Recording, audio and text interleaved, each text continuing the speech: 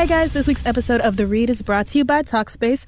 Talkspace makes it so easy for you to get therapy without having to travel to an office and at a fraction of the cost. The Talkspace therapists are licensed and background checked. Your therapist will be able to understand what you're going through and help you to make positive changes in your life. Mine has been a lifesaver over the past few weeks. Sign up today and get a special $30 discount towards your first month by going to Talkspace.com/read or download the app and enter promo code READ. Talkspace. It's therapy for how we live today. Download the app, check them out, and let's keep going. This week's episode of The Read is also being brought to you by Squarespace. If you're looking to make the next big move and create a beautiful website for you to sell drawstring bras or a big gallery to put up of you trying on drawstring bras, then look no further than Squarespace. They'll provide you with all of the tools and customization that you need to make it happen. Get started on your new website today with a free trial at squarespace.com. Just enter offer code READ to get 10% off your first purchase, and let's get started.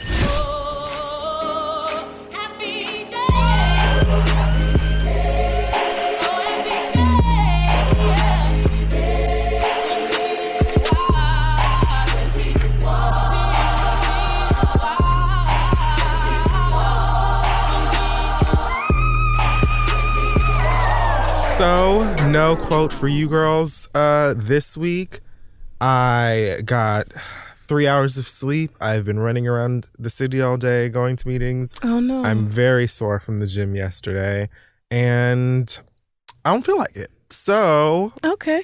we're just going to go ahead and get started. Well, welcome to The Read. I am Sonic the Hedgehog. And I am Solange. I just be Solange. I brought you something. Maybe this will make you feel better.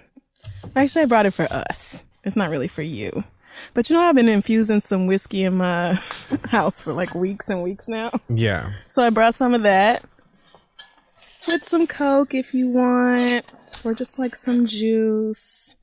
But it's just some weed infused Maker's Mark that I thought would be nice to have today. So if you'd like some, I'll pour you a glass before we do the Black Excellence.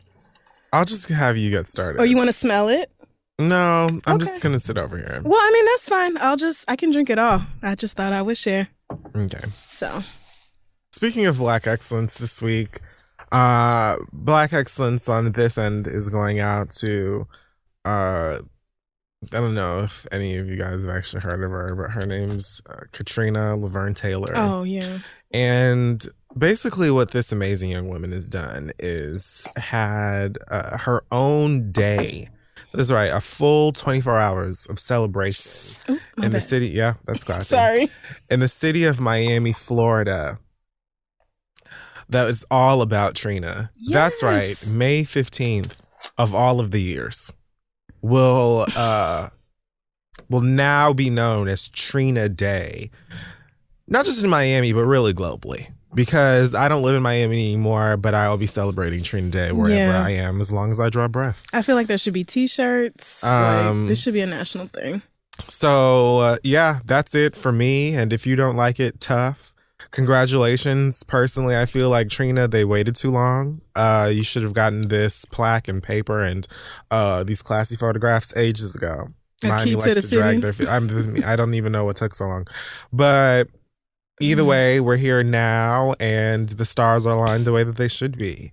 Bow down to a queen, a boss, a legend, an icon, a diamond princess, a silver dollar, and all things of that nature. So, again, just to remind you, in case you forgot over the past few seconds, Trina Day. What? Trina Day, May 15th. Mark your calendars. I'm not exactly sure how I plan on celebrating next year, but I know that it will take place. There'll probably be cakes, naked niggas,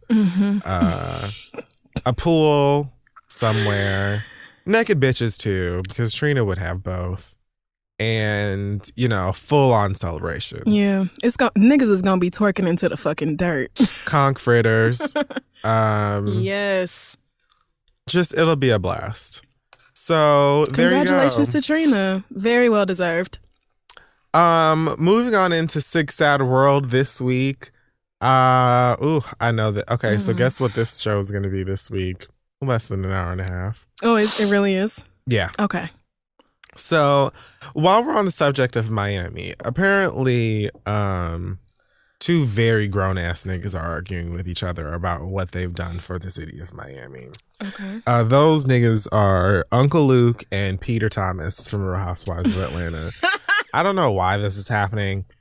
I didn't ask for it. I feel arguing like with it's each other? unnecessary. Over like shit that only aunties and uncles would be able to really say, oh yeah, I was there. Okay. You know, like what the who what? So Peter apparently went on Instagram and was in Miami in some car and said something about, you know, when I come here, people say, welcome to my city. And this is one of those moments where Peter decided to, you know, flex in his ego and I guess his love for Peter. Okay. I'm going to let you finish. I'm sorry. I'd be trying to move away from the mic. Very- I don't think the listeners can hear it. I think it's just you. But okay. I'll let them Can I that. drink, please? It's No, been you a can do whatever you want. It's been a rough time and I just need some help. So Go for it. I appreciate your support. Totes. Peter said something along the lines of, you know, he brought, I don't know if he said he brought blackness to Miami or he was a big part of the reason. I'm sorry, blackness? He basically tried to take credit for like the black hip hop scene in Miami Beach or South Beach and claimed that he brought Puff and Russell Simmons and Dr. Dre to the club in Miami and that he used to have a club, which I believe he probably did. He used to have a club with DJ Waggy T and some other people down in South Beach or whatever. And even said something like, before Luke, there was me. So don't act like you know, like this is your city. I been doing shit in Miami and I can come get the city back if I want to. It's just all of this weird shit now that, you know, he ain't got no woman or, you know, job. So that too. You know, he's just out here grasping for whatever straw. The issue with that is that Miami is not the lost city of Atlantis. It's, you know, it still exists and people are still, Right. you know, living there. People who have lived there since long before what you're talking about. Right. People with memories that are intact. One of those people happens to be the very same Uncle Luke that you mentioned, who then also decided to get on Instagram and give us a whole history lesson about Miami that, you know, it was kind of obvious, maybe obvious to me because I'm from Right. there. Whatever. It was probably real clear to those of you who have always known Miami. But all he basically said was, you know, what he's done, where he came from, what he did, and the fact that people like Trick Daddy, Trina, Pitbull, Flo Rida don't know that the girls are too familiar with Ball Greasy yet. But I heard he's on the come up. Somebody I've known since I lived there. Ball Greasy. That's his I have to Google him name. now. Ball Greasy. Ball, one word. Of course. Oh, Ball Greasy, one word. Yeah. I was going to say, I love when people put the adjective after the noun. This is excellent. It's just all one word. Oh, well, we're just going to find him right now. You know, so I don't know where this came from or why it had to happen. Peter then came back on and like tried to backtrack and say, no, I had the first reggae club or some other dumb shit. Like, Peter, just be quiet. Whatever you was drinking at the reunion of that show, you clearly had some before you taped this video, probably, because I don't know where this came from. But girl, one thing I can say for certain, I'll be 30 in a few months. Born and raised in Miami, spent 25 years of my life there, so most of it. I know who Waggy T is. I know who Uncle Luke, Trick Daddy, Ball Greasy, Trina, Pitbull, Flo Rida, Rick Ross. I know who all these people are that were named in this weird senior citizen conversation.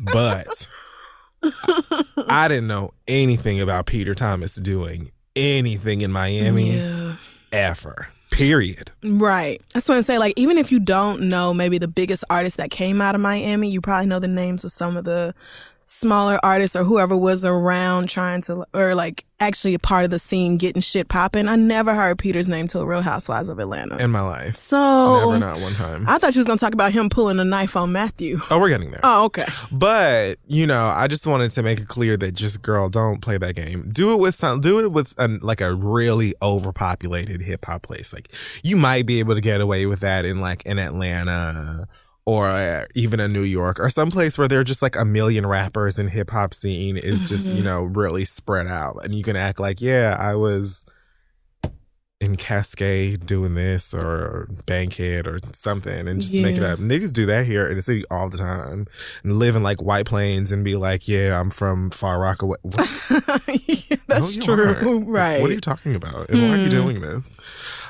So that was strange and unnecessary. Like, I even remember when DJ Khaled was on 99 Jams, like on the drive home from school, listening to Khaled on the radio, talking the same way that he does right now. Like, everything he says, the way he speaks and behaves, all of that is the same.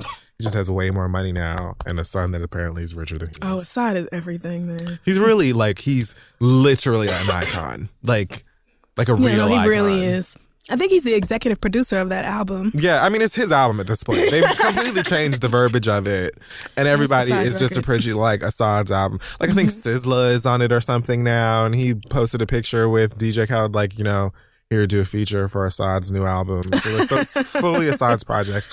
He's on the cover of every single. He's a legend. Yeah, he is. Like, he really is. And low-key, I wish every child could grow up with a daddy who felt that way, the way that Khaled does about Assad. Because he be in the mirror talking about, you everything. You created the planet. You're the daddy best thing breathes that's ever for you. Happened.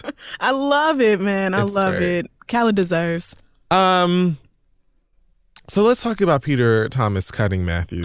Apparently, now, I don't know if we talked about it on the show or not, because who honestly cares? But a few weeks back, there was this talk about Peter and Matt Jordan, Kenya's last paid actor.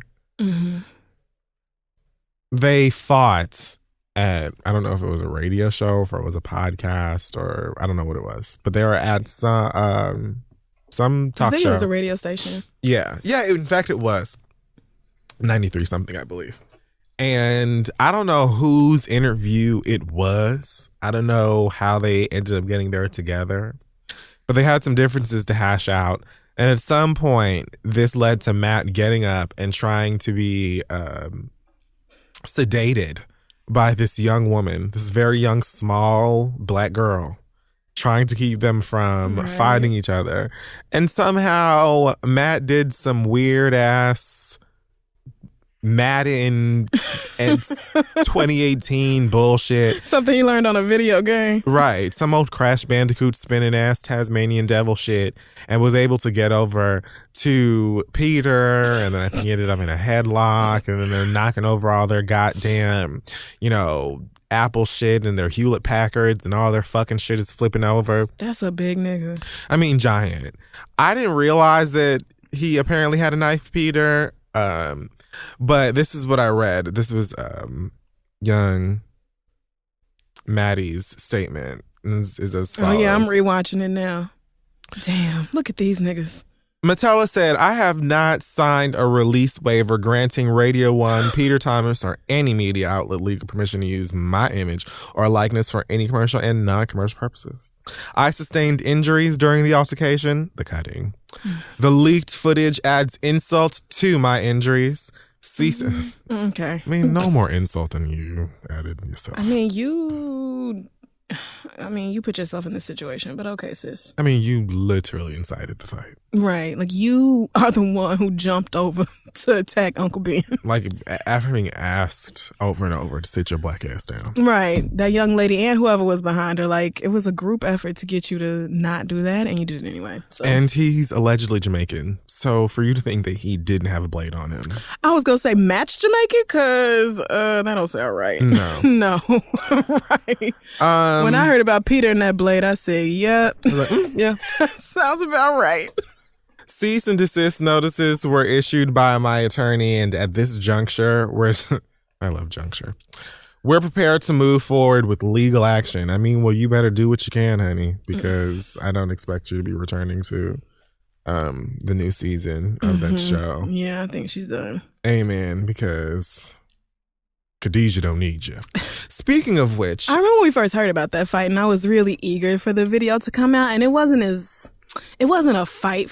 You know how I really like fights. Yes. It wasn't, they didn't really have the chance to really go It was a at tussle. it. Yeah, it was a brief tussle. So not as violent as I would have liked to see, but the addition of a switchblade saved the quality of the fight. It made fight. it interesting. Right. I mean, there's no visible bloodshed that I remember, but Yeah, no, unfortunately, I just relooked. But, without a blade, this fight would have been, not even worth the blogs. So. Also, apparently not returning to the show. Andy Cohen has confirmed that nobody wants to film with Phaedra Parks. And so they are allegedly trying to figure out what the hell that means and how one would shoot a show about a, quote, group of friends when no one is speaking to one of the friends. Now, here's one of the first lies I want to address. Okay. These women are not friends. These women are coworkers. And we have said this 1 million times. If they were friends, they would be trying to figure out how to make that happen again. They aren't, because they don't give a fuck about this bitch. So,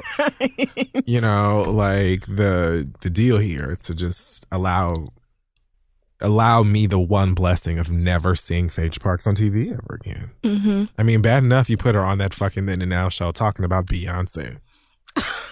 Oh yeah, I saw that half an hour. Wait a minute. Ugh. Y'all got the nerve to put this bitch in the same segment we in? Gross. Yuck. I did not appreciate that. But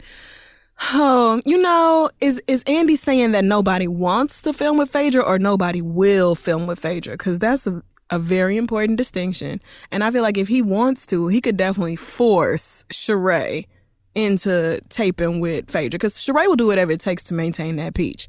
She got to finish that basement. I don't think that Sheree probably be one of the few people who will straight up be like, yeah, girl, do it. I got a whole bunch of bones in my back pocket. I've been waiting. You can come over to the chateau. We can go to your house and turn the air on. It's either way. The basement finished. Sheree not gonna fuck up the status of that peach. So I feel like they can find somebody to tape with Phaedra if that's what they really need. It sounds more like we can't deal with Phaedra. The legal implications are too much. They'll figure it out, because, I mean, after the beauty of that Karen King live Instagram moment that happened, I believe, yesterday. Oh, you can find a video on YouTube somewhere. It's about an hour long. Okay. You can skim through it. You're sure to find a gem. You don't have to watch the whole thing. The fact that KK is not in prison astounds me every week. We need to change her name to Kiki, because that's what I did. I can't believe it. Phaedra need to call her and be like, what's your secret? She went off on Tommy from Love and Hip Hop for an hour straight. Well, one of the things her daughter? But it was very interesting. Like, she kind of put a lot of the behind the scenes shit of reality. I mean, the Love and Hip Hop franchise anyway, but I can't imagine too many of them are different in the way that they operate. They're probably just not as desperate and thirsty and horribly produced. Yeah, that one is just so blatantly fake.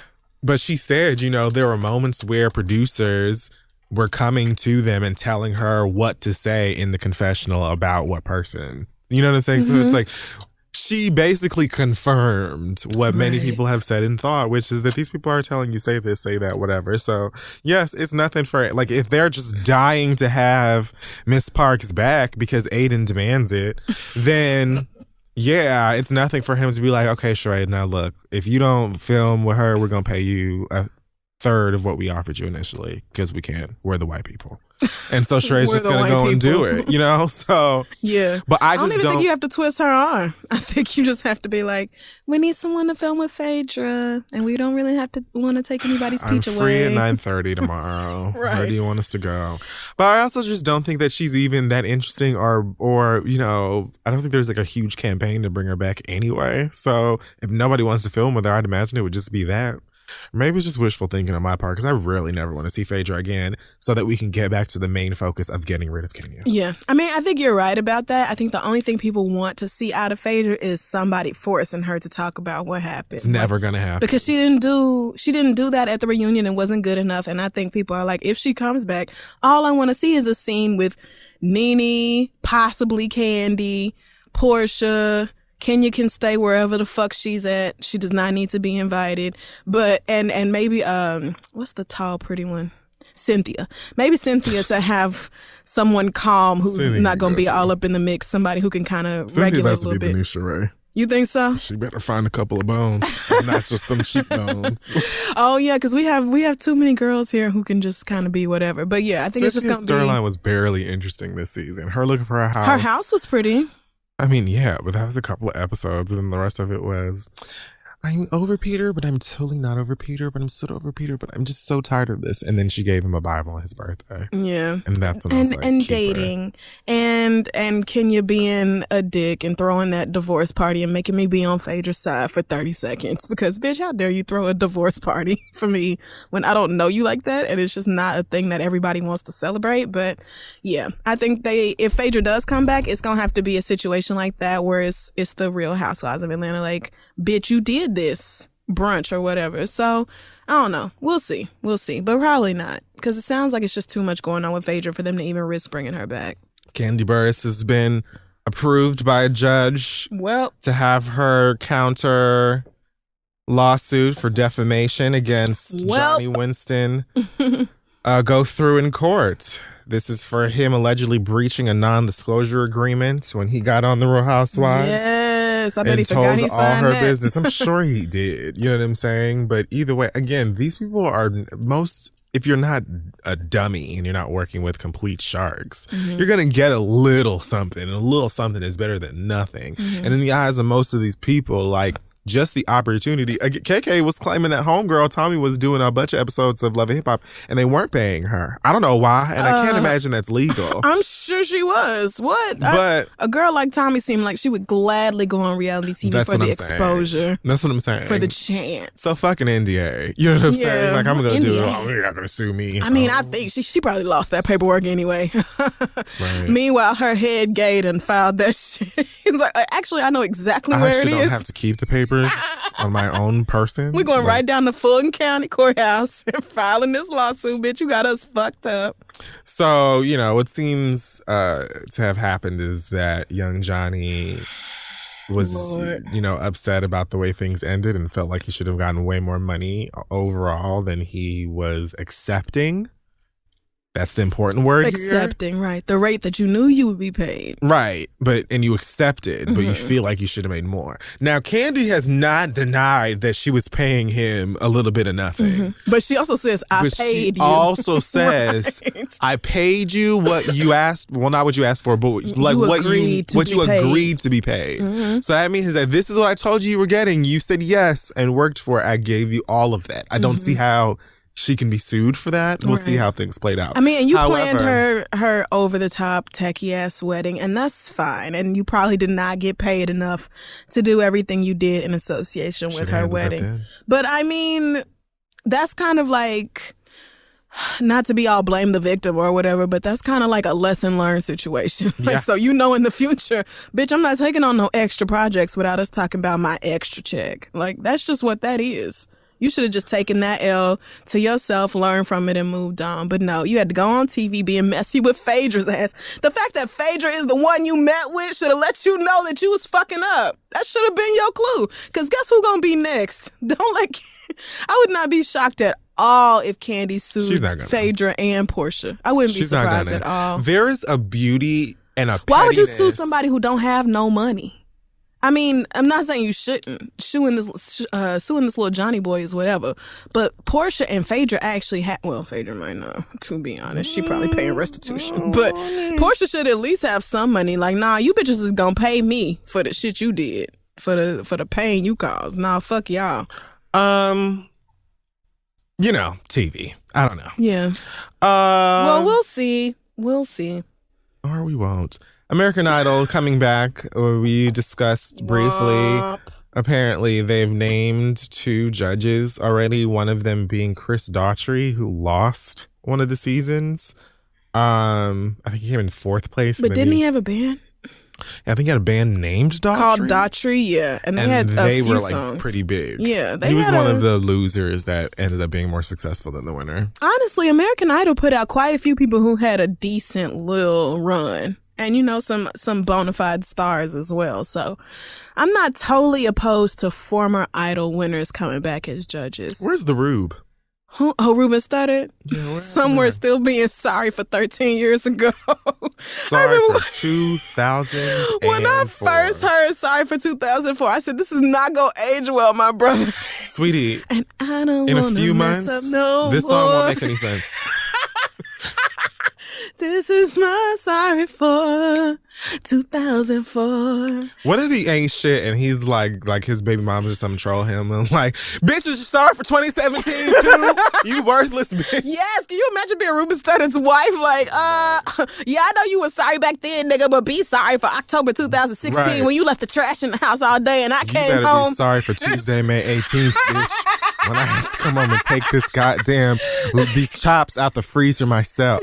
Yes, be sorry for that time the curtain rod fell and I had to put it back up by my damn self because for 3 days you told me, baby, I'll get to it. Right. I think he's probably somewhere with kids and a wife and happy, you know, living a Hopefully he's low-key really regular happy. life. I remember hope being so, too. really happy when he beat that white boy, that gay I remember white being boy. really happy. Clay and Aiken. disgusted anyway because Clay Aiken lost and the streets were living. He was on the cover of everything. They were acting like Ruben he didn't still win at won, all. yeah. Because when you're white and you lose, you still win. So, Yes. right. But I was happy for Ruben. And Just Clay like I looked was happy. magically delicious from the very beginning. Yeah, Clay never made it a secret, unlike what's his face? Lance.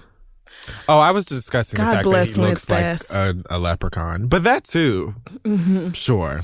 I had a crush. I should have known because in NSYNC I had a crush on Justin first, then Lance. And throughout my life, I have historically had crushes on gay boys. So I should have known then that Lance was a homosexual. But I had a crush on Justin and I never strayed from Justin until he decided that he wanted to be a New Edition or whatever. And I was just when he like, decided his curly hair made him half black. when he got them cornrows and put that Oh, bandana God, it around was his forehead, bad. I was like, I'm done. Remember when they did that song with Black? Oh, baby, That was bring JC. it on to me. Oh, no, I thought it was the whole NSYNC. It was just No, JC. It was definitely just Oh, JC. wow. I thought it was and I all think of on them. some places it was like labeled as featuring NSYNC, but it was definitely JC, Shazay or Chazez or Yeah. however the fuck you say his goddamn name. I think he Talking about, is it my thug appeal or whatever? my I was like, Tim's, my baggy jeans, my thug appeal. I said, JC, get lost. Do you like it when a man can't keep it real? To this day, I can't handle that goddamn song. I think he put something on Instagram the other day about being back in the studio, new music coming or something Who like did? that. JC did. No thanks. Man, wild that Justin. I mean, I guess I knew Justin was going to be their Beyonce, but One of the most iconic judges of America's Best Dance Crew. huh. Okay. Well, I never watched that. So, oh, yes, I did. Little Mama used to be on America's Best Dance Crew. You know, Bow Wow's had a lot of jobs. You know, new one on WeTV. You ain't shit. So Kevin Hart is having a baby. Yay. With another his one. wife, Aniko Parrish. They announced via the Gram, I believe, a few days ago. So naturally, the media wants to know how his first baby mama feels about it. I don't know how Tori found herself on TMZ talking about this or why she would do that to herself. But she... Oh, no. Oh, no. Well, This no, won't be she seemed to be very happy for them. She didn't say anything negative. But she also made sure to mention that they never told her. And she found out through Instagram like everybody else did. And that her children, her kids, knew. And they told her after she found out that they had to keep it a secret. I kind of love it. Because I was going to say the only reason to tell your baby mama is so that the kids know they have a sibling coming. But if you told the kids and was like, don't tell your mama, then I'm not really mad at that. I'm not really. Because it's, first of all, it's not like you need to know. I mean, you do, but you don't. And it's kind of I don't know. It makes me think of when I was a kid, me and my mama would go places. Like we would go to Sonic and she would be like, we going to eat this foot long and have us some slushies and don't tell your daddy. That is not even almost the same thing. But it's because sweet you are memories. not taking footlongs and slushies home and raising them bitches for 18 goddamn years as your sister and brother. It is not the I mean, same. but that's his wife. You have to assume eventually they're probably going to have children. But that child is also your ex-wife's kid sibling. I mean, but you I just found feel- out. It's not like the kids, at least the kids knew. To actively tell them kids, don't tell your mama. Well, I guess it depends on if it was like a malicious thing or like a let's play a It joke. probably wasn't. I mean, she was acting like it wasn't. So a malicious she thing. was- She said she was happy that the children were excited. Yeah. So she like apparently left the bounds. Like, you either are really great at acting and faking the funk, or you just gonna let me be the petty one, bitch, because I would have. And this is exactly why I'm glad to have Twig and Berries. Sorry. And can't say I blame you. B, I'm not rushing to have children with nobody, because I know that if I had a working uterus, I'd have probably 5 kids by now. So just being honest. I'm just being serious. And it's just, or at least 5 pregnancies. I feel like there is a certain, there just has to be, you have to be on the same wavelength with not just who you are married to at the time or having a child with at the time, but the family. And if she's behaving the way that she's behaving in this video, I just wonder why. Because if she would have come on TMZ and been like, this is why these raggedy motherfuckers ain't never been shit, and blah, blah, blah, then I would have been like, well, that's why they didn't tell you. You know what I'm saying? Right. But she's been like, they've been taking pictures together recently and stuff, and I completely understand keeping, like, this is your wife now. Mm-hmm. You know what I'm saying? And treasuring that relationship and letting the past be what it is. Mm-hmm. But you acting like Tory Hart is never going to see this baby. You acting like they're never going to be, you know what I'm saying? Every time you say Tory Hart, I think of Tory Bricks. I don't know who that is. Tory Bricks is Young M.A.'s thing. That's why I don't know who that is. Like, who cares? She's so pretty. For everybody who thinks I'm hating on her, I think I know who you're talking about. Yeah, she looks like a Bratz doll, right? Yeah, she's the gorgeous Instagram girl that you've seen a million times. Right. Yeah, okay, she's that girl. So I had a really dark joke. I'm not gonna tell it. Okay, it's that bad. It's like people are gonna judge you bad. Yeah, it's heinous. Okay, well then let it go. It's not like we're never going to listen to this show again, bad. It's just like, what's wrong with you? Because sometimes you can take it to a negative place. That's all right. Sometimes. Frequently. I hold back. I think that, you know, I wonder what stopped them from just casually being like, oh, we're having a baby. There must be more. So she must flip out or something, and she was just making it seem like she wouldn't. Because I even if you were happy for them, like, why are you talking to TMZ about it? Did they call you and ask you for? Well, you know they did. You know what I mean? But why not just be like, oh no, I don't have to do that. Yeah. So I didn't see this video of TMZ. She's just kind of talking about it like whatever. She's not like mad. They call into the celebrities or. I did not know they did that. I thought they ran up on people on the street. They be FaceTime. Well, they do that too still. But they FaceTime the fuck out of the ones who actually want to talk to them. Answer the phone, yeah. And they be sitting on their like lanai or whatever and just like, oh yes, hey, I used to know John F. Kennedy or whatever. Yeah. So that's what they did with her, and she just acted like she was excited or whatever. But apparently, you know, Kevin Hart and his light-skinned wife are having a baby, and that's, you know, to be celebrated and excited. That baby will probably be, you know, close to Assad, maybe. Yes. Come on, you know, close to Assad. Kevin Hart is wealthy. I don't know. I think as somebody with a uterus, if I was over my man and him and his wife had a baby and they told my kid but not me, I would not be upset. Because the person who really needs to know is my child. That's their sibling on the way. So if Kevin and his wife sat my kid down and was like, we have a really exciting announcement, but it's a really big secret. You can't tell nobody, not even mama. I would just take that as like a them thing and not let my feelings be involved in that. Because I think it's kind of cute, you know. But if they hadn't told me or my kids, then I would be pissed if we found out on Instagram. That's just how I'm looking at it. If I was over my baby daddy, I wouldn't give a shit if he told me or not. I know I don't need to have children, period, or ever. It's well, I mean, niggas are crazy and garbage, so. And that's why, and not only am I glad to be male, I'm glad to be gay. Because I can just go buy one whenever I'm ready and then just do it by myself. Like, go buy a baby. I thought you meant a man, but shit, you could do that too. Yeah, whichever. Whichever one you want to do, to be totally honest. Because these niggas out here don't give a fuck, man. Actually, don't even get me started because I'm in my feelings and I'll rant. But yeah, niggas ain't shit. So you do whatever you want to do, friend. You be happy. Speaking of calling into TMZ, Monique had some more things to say. Oh, I didn't even talk about Katy Perry being an American Idol judge. That's how little I care. Right. She's the other judge, right? Okay, so A, I don't give a fuck about Katy Perry. Yeah, B, I more than likely never will give a fuck about Katy Perry. It's also valid. I'm again confused as to why they're choosing certain type of performers to be judges for like a singing contest. And so saying Katy Perry can't sing. I guess maybe because I just don't care about her or, really go out of my way to listen to her music. I don't know. I don't really have a proper scope of that. But I imagine Katy Perry is just not one to judge vocals. Chris Daughtry, okay. Like, you might not really have a career now. I don't remember if you can sing, but at least you used to be on this show. You won it before. You lost. Okay, well, you lost, but you won a career out of it. Sure. So, okay, it makes sense for you to return to Idol. But Katy Perry... She's too busy worshiping Hot Cheetos and doing songs and videos with Migos. I've never heard that song. I will never hear that song. Yeah, I haven't pressed play on that yet either. I've never watched the video. I want nothing to do with it. Like, just because you don't cuss like Miley don't mean that I don't see it. Oh, God, don't get started on Miley. They got the same haircut now, too. Talking about she wished she had never did Wrecking Ball and she'll never live that down. Bitch, Wrecking Ball is your best song. That's one thing I agree with you about. I came in like a wrecking ball. If there's anything Miley and I can agree on, it's that. No, I love that song. Actually, Miley's music is not what bothers me about her.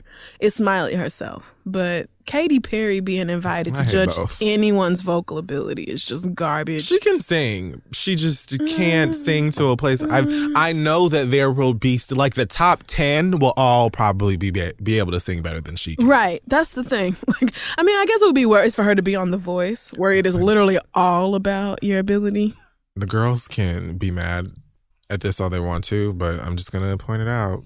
Okay. And shade Katy Perry all we want to, but I believe that Jennifer Lopez was an American Idol judge for like 2-3 times. Okay, but we all protested Jennifer Lopez judging anyone's vocal ability to do a damn thing. We all did that. That was actually disrespectful. Nicki Minaj also. What is Nicki doing? Nicki Case. I know y'all love it. Y'all live for when Nicki does a little simple ass melody on her records, but it's just nothing. Nicki is nobody's. She's not a singer. So for Nicki Minaj to be on Idol, like Idol accepts rappers, which also has never happened, it's just like, what are you doing here? It just didn't. I'll be the worst contestant ever because one of you bitches say anything but positivity about my performance. I don't care if I was trash that day or not. Right. I'm going to vocally in front of however many people in that goddamn arena on the microphone be like, yeah, okay, girl, yeah, so what you think? Like, next. Yeah, okay, that's fine. Better than you, bitch. So what else? Katy Perry, I just don't get. Like, you're releasing singles and doing those shitty recipe videos on Facebook and now you're doing American Idol, and it's like, is your career over or not, sis? Are you putting out singles and an album? Like, are you still doing music, or are you just saying fuck it, like you about to be on reality TV competition shows and shit like that now? Like, I don't really understand what her team is doing. I don't get the direction American Idol, I think, and The Voice, like these singing competitions are, I think they're like trying to convince a lot of these stars. It's like, hey, like you're still, like this is the reality-ish show that you do when you're still a star. Like this isn't a D-list one like that dancing shit. Like we hire like But I feel like Dancing with the Stars is trying to improve its image too, getting in people who are still fairly relevant as opposed to just the oldest washed up niggas. Like Simone Biles has what? They're all the same 6-7 gold it's medals. Just someone, celebrity or not, who's using a TV platform to get where they want to promote other things that they're doing. Yeah. So whether you a big star or a small star or nobody ever heard of you, like it's been seasons of these shows where it'll be someone who's like a Mariah Carey. Mariah Carey was on stage next to Nicki Minaj. And Nicki Minaj was not even. Nicki Minaj was a huge star at the time, but she's come so much further since then. She was a pretty big star. She was still wearing them crazy wigs and stuff like that. Yes, she was. She was still dressing ridiculous. Her wig upgrade happened on the show. Do you remember that? No. Because she came into the show with them crazy cotton candy wigs and stuff that she was wearing all of the time. And then by the time they got like a live studio audience and shit, Mama had switched over to that guy who I think his name's Oscar. I don't know if he still does her hair. But she had like the bone straight shit and was trying to, have a part. Yeah. Every time I see her now on Instagram or something, she has hair down to her ass. And I'm like, I know Kid Fury is living for this. I know you do. I do. I don't know why. Every time I see her with long ass hair, I'll be like, I know you love it. 90 inches. I'm like, yes, queen. I don't know why. I don't. I'm gay. I just do not live for weave like that. Y'all love it. so inconvenient. Like, all I'm thinking about when I see it, it's like, how do you manage all of It has to be a wig, man. A sew-in would be so annoying. But then where do you put it? Do you like bag it up? Was it the wig crypt? But maybe only Beyonce has a wig crypt, a temperature-controlled, humidity-controlled room with a password and a fingerprint. You gotta have Touch ID. Look like the library and the page master. You gotta have a retina scan to get into Beyonce's wig crypt. Bitch, I spend $10,000 minimum on each one of my pieces. These aren't even wigs anymore, bitch. The one These that got caught in the fan is behind like a glass. I bet she does have iconic wigs in a glass, though. Yeah, like, she probably does. I will never wear her again. This was dangerously in love. This bitch put me on the map. When she does like her 2020 documentary in her 50s or whatever, she's gonna walk us through all of those things, right? And we'll see all of those iconic wigs behind glass. I mean, honestly, I do that to myself now. Like, I look at Beyonce performances 10, 15 years ago, and I'm like, this bitch knew about lace fronts before the rest of us. Because now I look at Beyonce's old wigs, and I'm like, this was clearly a lace front, and by today's standards, this would be horrible. But back then, we thought it was gorgeous. It was a wretch. And in another 10 years, y'all gonna finally have a hold of whatever wig technology Beyonce is gonna be using now. By then, her real hair is gonna be down to her ankles. I remember the Crunk and Disorderly days where we always at Crunktastical.net. Beyonce really was on the forefront of the lace front movement. She was. She really was. Like, that bitch, she had everybody confused. How did she do it? Like, well, you girls were still making wigs on your kneecaps. Beyonce was out here with a full lace, and you girls were trying to figure out how that happened. And eventually she was like, gotta step up to the neck, gotta keep these hoes on their toes. She moved to whatever invisible shit she's doing now. Wow. When lace fronts got into everybody's beauty supply, and you could get a lace front for $22. And so... Now I think she just has like an app. I mean, probably like so. An app that you press a button and then you like pick the length and it just grows out of the wig. Yeah. But seriously, if you know how to make one of Beyonce's custom ass wigs, or if you know of a company that does that, hit us up at the asktherita@gmail.com, because I am standing in deep, deep need of a high quality straight wig. Because what I will not do is press my hair. I will not put heat on it. But sometimes, I want to change it. I want to fuck with it or whatever. And so I need a really good wig. And I feel like Beyonce has the market on that locked down. One of those wigs has to cost $10,000. I mean, and so that's why I have saved and budgeted. There's money set aside for this. I'm ready for your deposits and your consultations or whatever. But I know that, like, you cannot have that kind of high quality and trying to blend your shit and humidity and all that. It's just not going to work with cheap ass wigs. So I'm going to need something really nice. Like, shy away from leaping off of a yacht into the fucking... Right, the bitch goes into the fucking... Or something. Beyonce, like, swan dives into the Indian Ocean with her wig on. You're like, And comes right back up and then has chocolate-covered Sherry's berries on the back of her fucking yacht. Yes, shout out to with Sherry's the wig berries. right on. I got some from my mama for her fucking... I got some from my mama, too, for Mother's Day. And my daddy sent me 2 pictures of her eating the shit. My mama hit me up and was like, these is too good. I got to share with some coworkers, girl, because a dozen, you played me, sending me 12 of these. I said, you welcome. You welcome, mama. The only thing my mama really wanted was a check. To be real. I asked her after I deposited it at her bank, I asked her if she wanted like a real gift, and she was like, send me an e-card. I said, girl. Like, I guess if you want to do something Where do you even find an e-card at? Girl, who knows? Google? What I was to say, back in the day, I remember sending e-cards, but that was back when they were like brand new. Anyway, Beyonce and these... No, we weren't even talking about Beyonce. What was the real topic? Beyonce's always the real topic. I feel like she's about to give birth. I feel like it's going to be this week or next. Yeah, I do feel like it's soon. Right around the corner. Yeah. Yeah, it's coming up soon. I know they went out for Mother's Day, but she hasn't posted anything for a while. Yeah, she's been real quiet. I wouldn't be surprised if she had the babies at home this time with like a doula or Solange or Blue Ivy. Or all. Everybody, to be honest. Like, bitch, it's time to wash up and get in your scrubs. Once they start crowning, you can actually hit this blunt, bitch. Now do this. We ain't getting you no epidural. Blue Ivy supervising the whole thing. Like, I won't touch the children, but I need to make sure that y'all deliver my siblings in a way that I deem acceptable. Bitch, I'm honestly so jealous of these fetuses inside Beyonce. I want to be one of them so bad. I really do. Bitch, what if they are identical and they both look just like Blue? I mean, there's a I'll great die. chance of I'll that. die. I'll I feel actually boy die. girl. I do feel boy girl. Even if they're fraternal, like just the fact that there would be 3 mini Beyoncés running around. And then I saw something today about her and her husband being officially worth 1.2 billion or something. Yeah, like, she's 300 something million and he's 810, I believe. See, and I saw that and I was like, that sounds really off. But No. I guess Jay-Z has Thinking been of all of the properties that Jay-Z man has has put been out running like since right, the, like 90s and early right. 2000s. Jay-Z done put out like 20 albums.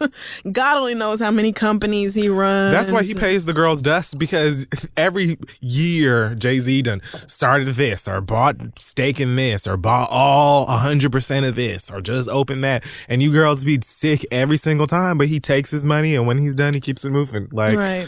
So, and even still, with $800 million something dollars on Lemonade, Beyonce was like, "You can keep your little money, cause I got my own. Got my own. You got your money and that's cute or whatever, but I'm also paid." What do you do with 800 million? What do you do with 300? You make your daughter CEO of your record label. $100. Do you know how I would ball out across the street to Dwayne Reed right now if I just randomly if somebody was like, "Here's $300 bills," you're like, "Oh, I'm getting all the Band-Aids and lipstick I could have ever asked for. Bitch, I'm getting cotton pads and real pads. I'm getting the chocolate and the vanilla Oreos, bitch. Like, what? I'm getting all my pictures printed out. None of you hoes could take me. I finally bought picture paper, like photo paper for the printer. They make that? Yeah. Yes. And like, I mean, you can get it anywhere, I'm sure, but like on Amazon, the bourbon kicked in. Yes. Yes. You don't want to drink? Monique had a lot to say about whiskey sours or Coke. Lee Daniels, Oprah Winfrey, and Tyler Perry. So again. Where was this? Was it like a show? Yes, she had a comedy show. Okay. Do you want some of this? No, I'm good. Okay. It was in, I don't know the exact city that she was in. Either way, she was doing a stand-up show, and she mentioned that one thing that she always hears about or is always asked about now is the conversation of her being blackballed that she had. Oh yeah, after Precious. Yeah, I think it was a few years ago now that she talked about that. But just a quick recap. Basically, she said that after Precious, the industry blackballed her, and that basically Lee Daniels, Oprah Winfrey, and Tyler Perry perpetuated the idea that she was very difficult to work with and that she was not, Lee Daniels said, playing the game. He actually said that out of his own mouth. I can't remember who was interviewing him. Was it Well, I can Larry believe King? that. I can, because Gabby opens her book with a story about how Lee Daniels said something out of pocket. Oh, I believe it too. So no, I'm talking about the interview that I watched. Oh, okay. Where he was discussing this, and he said that she didn't want to play the game. And I actually remember being really uncomfortable about how he was wording it, because it sounded like essentially what he was saying was that she needed to please these white people and fall in line and basically follow the rules and do what they expect you to do, and she didn't want to. Anyway, big hubbub. I'm sure we talked about it on the show, and you can certainly Google. No, we definitely didn't. We didn't? This just came out a few days ago.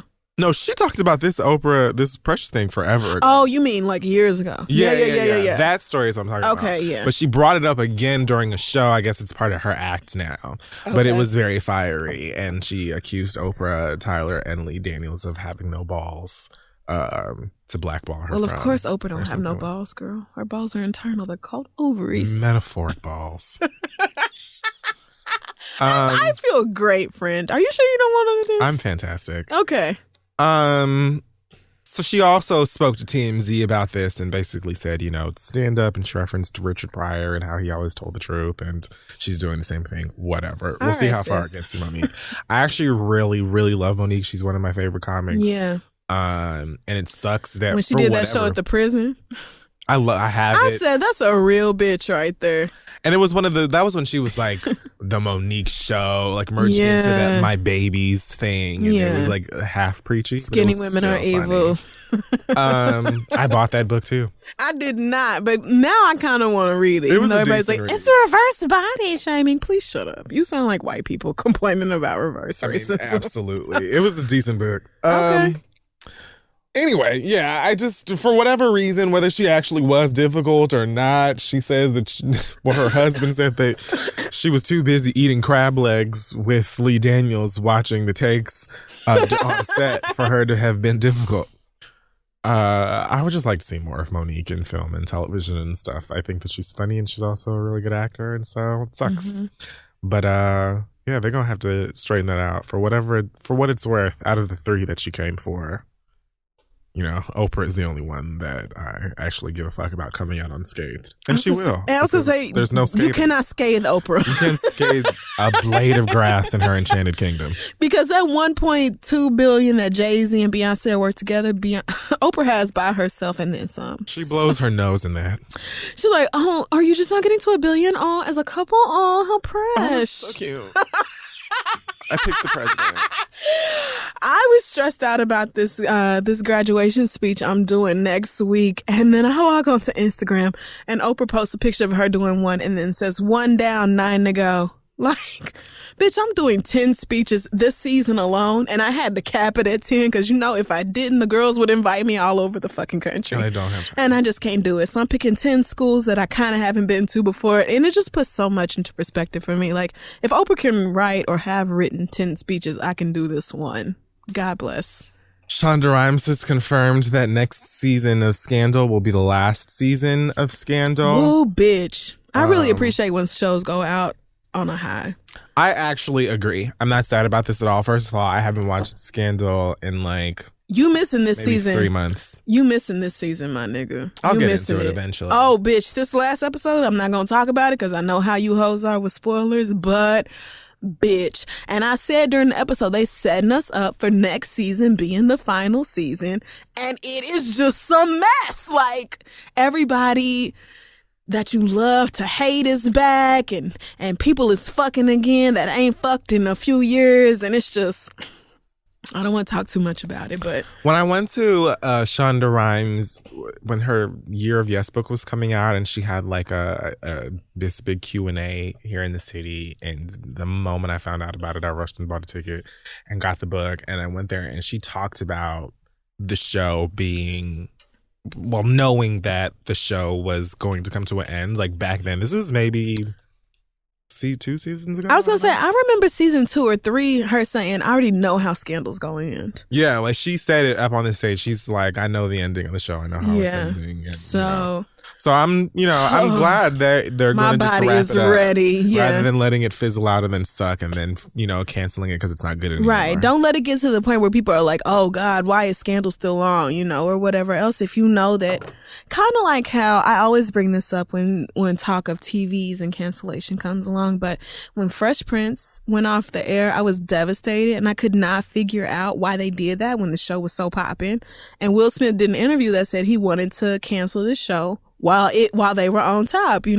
Don't let it get to the point where it jumps the shark and it gets so bad and people are like, oh God, this should have been cut 3 seasons ago. Right. So I feel like Scandal, right? I mean, and Kerry Washington is clearly interested in staying home with her husband and having kids, so let's let her do that.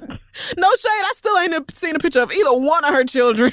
That's how you do it. I mean, I'm honestly inspired. Kerry went to Shonda and was like, look, not only am I loving motherhood, but I'm also loving these boots getting knocked into infinity and beyond. Yeah. So I can't promise you that I won't do I haven't heard her husband's name since he retired from the NFL. That was one smart nigga. He said, oh no, Kerry Washington, bitch, I'm gone. What? It's Groupies, handled. Football, I don't give a shit about you. It's 5'6" hut, nigga, get the We've got it taken care of. I love it. So good for Scandal for going out, when people actually still give a shit about it. And everything now going on is just, it's so much, man. It's so much. But it's all goodness. What are you going to fill our hearts with now besides How to Get Away with Murder, Shonda? This just leaves a huge TV lane open. Scandal is scandal. Grace is still alive, but I feel like I haven't, Lord God. I just The Catch got canceled reasonably. Who did? The Catch. I don't know her. So that was another Shondaland show. Oh, damn. I'm sorry. Well, maybe. So here's the thing. Sometimes you have a moment, you have a wave, and then it's over. And you get the chance to sit down, take a look at everything you've accomplished, regroup, and focus on what's coming next. Nobody can deny what Shonda Rhimes has done. Damn. Nobody can take that shit from her. So I'm excited to see what Shonda does next. She's a fucking genius, and I'm sure whatever she does is going to be fucking brilliant. Yes, and if she wants to write and produce movies with Jordan Peele or whoever else, then Shonda Vernay. Oh, yes, Shonda Vernay. No, I was going to say bring Shonda on to Queen Sugar, but no, Queen Sugar is fine the way it is. Oh, my God. I can't wait for that shit to come back. I just want to be in a ready. frame. Like I want the trailer to come out, and then I'm just going to take a quick screenshot of one of these amazing cinematography. I don't know.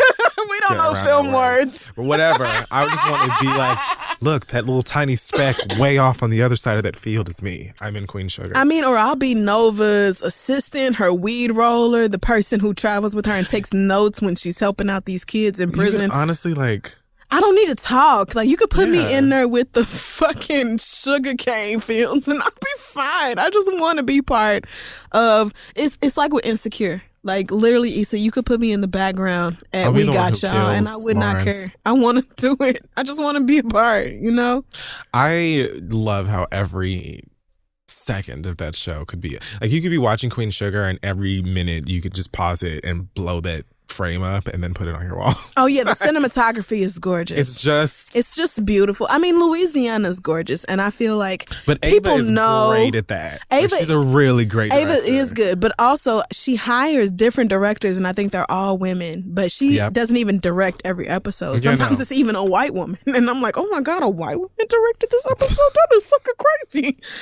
Clearly a white woman didn't do the lighting, but a white woman told the story, and they do a great job. That's the thing. It's consistent across the board. If you haven't watched Queen Sugar, bitch, I don't know what's wrong with you, because that show is one of the things I own that it can't go nowhere. I'll gladly pay top dollar for cable to have instant access to Queen Sugar. It's that good.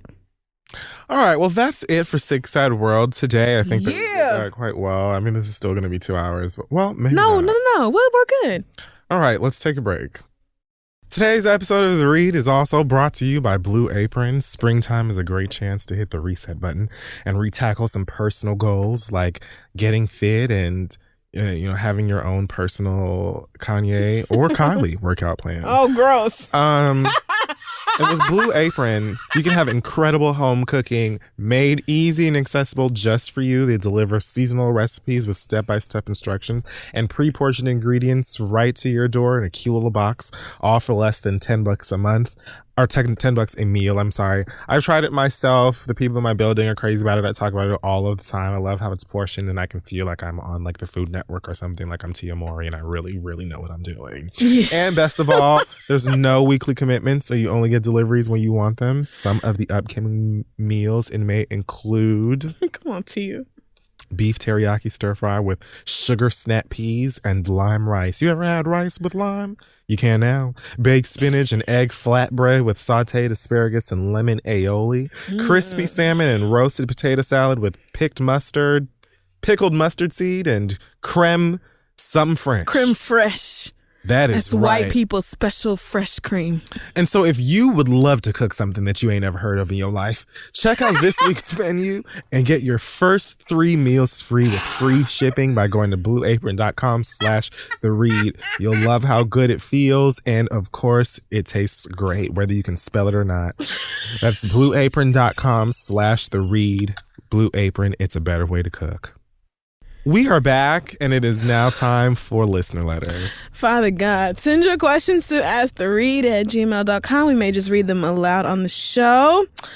We have an update this week from the young lady who wrote in and said she's a size 28 and her friend keeps setting her up with crackheads. So you killed her?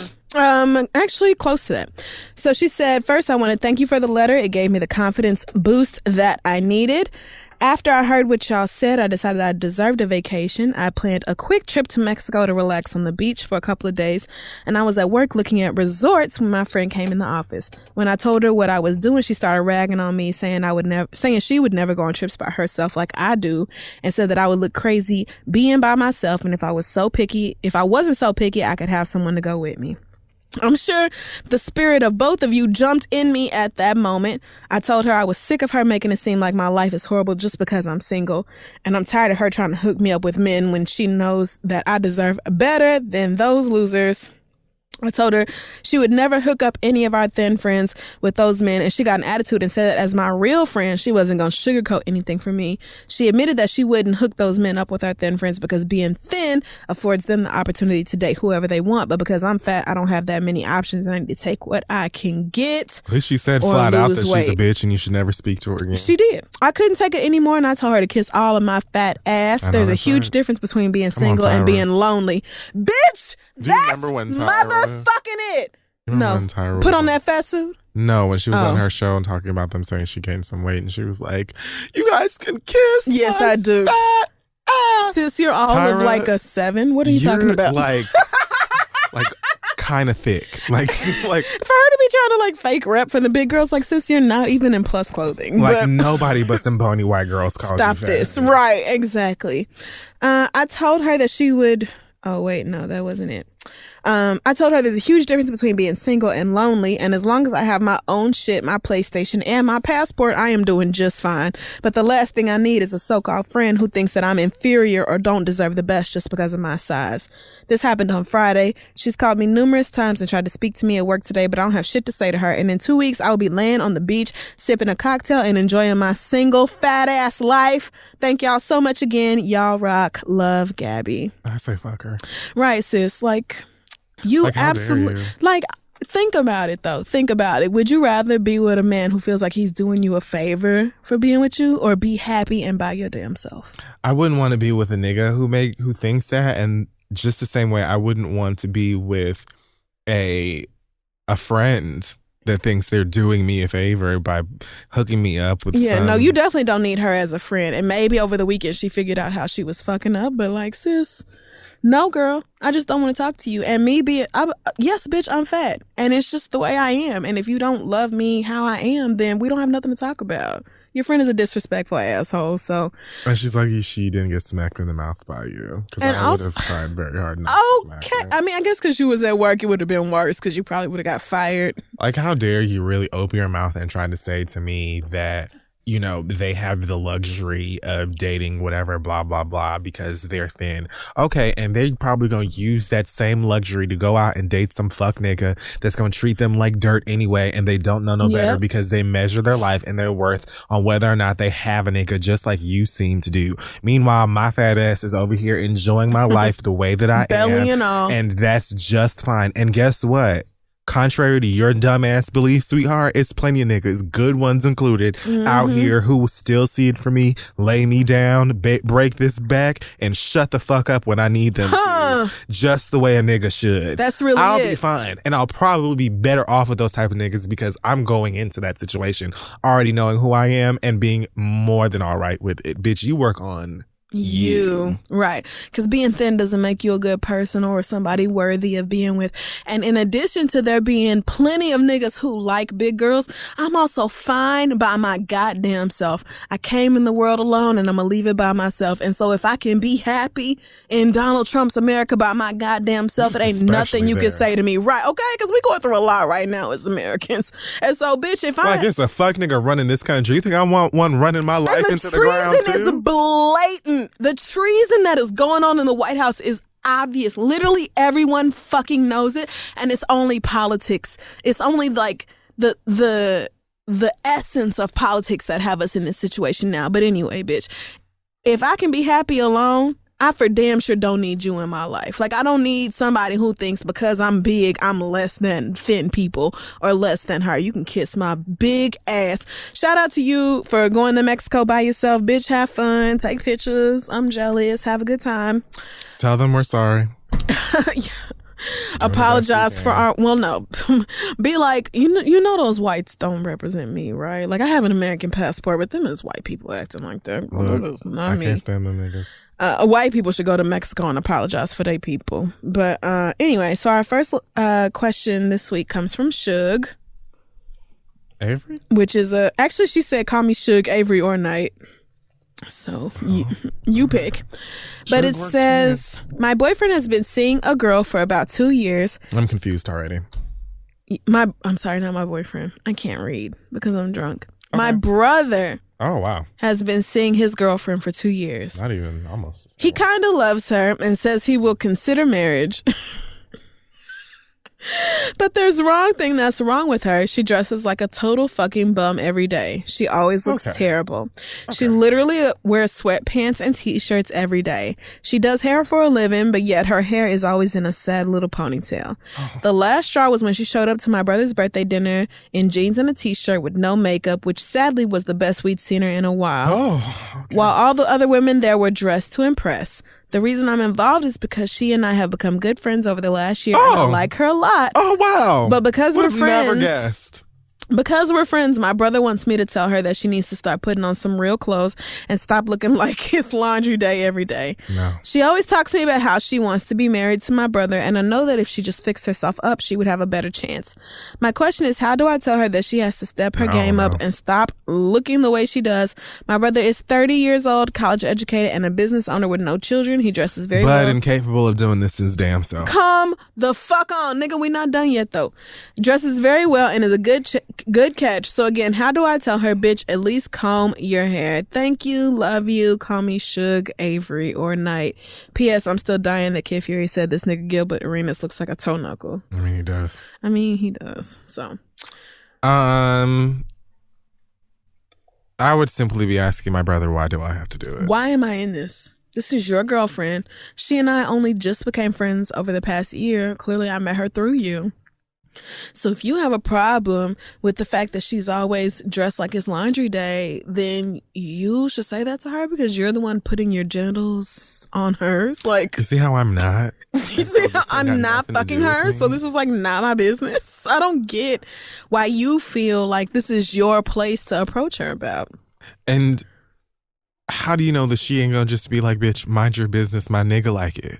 Like, what? Because if you haven't said anything to her about this boyfriend, or if I'm talking about your brother, if he hasn't said anything to her about this, and she takes offense to you saying that to her, even if you said it in the nicest way, I feel like the first thing she gonna think is, well, I'm getting dick anyway, so who's this bitch to tell me that I should go put on a fucking romper? Right. Or rump him. So she talks about she wants to be married, and the brother is saying, I guess, that the way that she dresses is holding him back from being more serious with her. But your brother, for all the great qualifications you just gave us for him, and I'm sure he's a nice guy, the fact that he won't actually say to her, look, the fact that you dress like this is an issue for me, lets me know that that's the real issue. Furthermore, you judging her for always having her hair in a ponytail when she's a stylist just means to me, like, for as far as like the girls I knew growing up in Oklahoma doing hair, if their hair was always pulled back in a bun, that meant them bitches was so booked that they didn't have time to sit down in somebody else's chair and do their hair or get up early and do theirs, because bitch, they in the shop from 7:30 till 9:30 getting everybody's hair done. Carpal tunnel and all kinds of bullshit. I fully expect somebody who is great at hair to have very basic hair. I expect that. They're so because busy you put so much time into it, right? Especially if you don't have like a shampoo girl or something, you doing everybody's head yourself. Like, I get it. And then most black stylists can't charge a late fee because you know how niggas are, but you hoes be strolling in 30 minutes late, and usually it's because them bitches done got 3 people booked at the same time. I get it. Like, now, that doesn't mean that she shouldn't or probably could never, jazz it up and, do a little something sexy for her man. Right. However, I just don't see why this should be your responsibility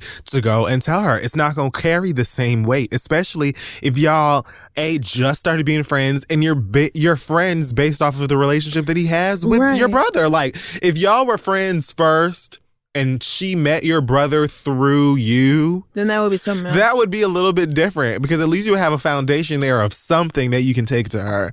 Like, that's just gonna seem, it's just gonna seem weird. There's no way, I think the odds of her reacting the way that he wants her to react are slim to none, I promise. Yeah, if he has that big of an issue with the way she looks, just he needs to be the one to say something. He, who is in the relationship, needs to be the one to say her. Right. He needs to be the one to say something to her like, hey, the way you look is really an issue for me. But some women just like dressing regular as shit. And bitch, it's me. My hair has been in this same tired ass bun for 10 days.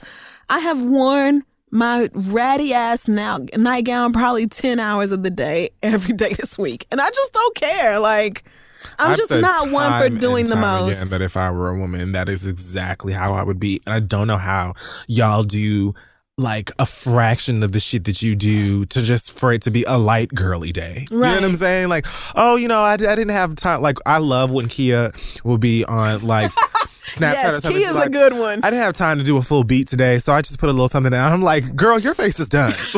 like she's like, naturally pretty anyway. Yeah, right. But when I look at her face and she's got makeup, and she's like, all right, it's a light beat today. I'm like, girl, that's more than I would have done, sis. Right. Because it looks like time.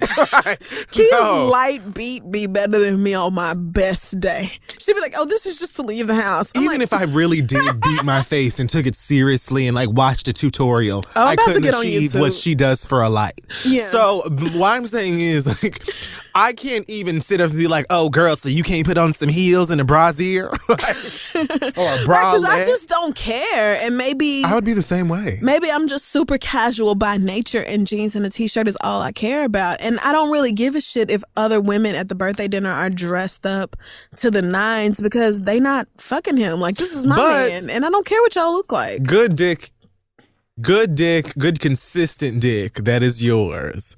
If that's not a motivation for you to jazz yourself up from time to time, then you just don't want to. Because even if I have like a nigga at home, you know, I try to keep myself together, and you know, I post thirst traps for me.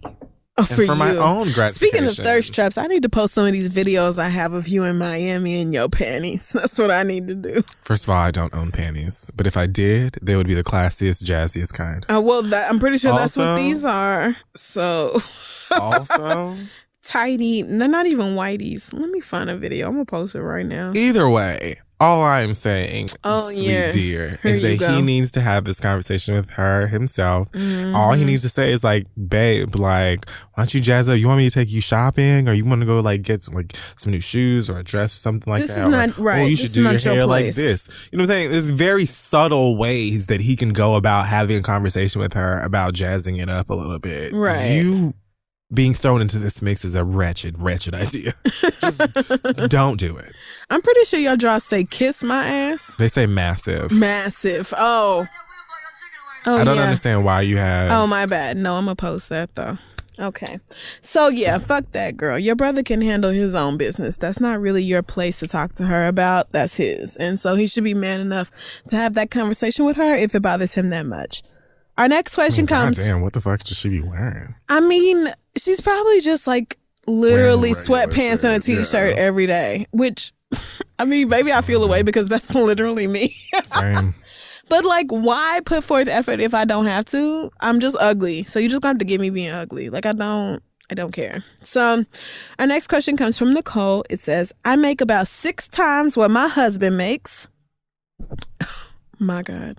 This is already going awful. And in our relationship, in our relationship, I am the saver. Oh, this is going to be wretched. Since he's the spender, our budget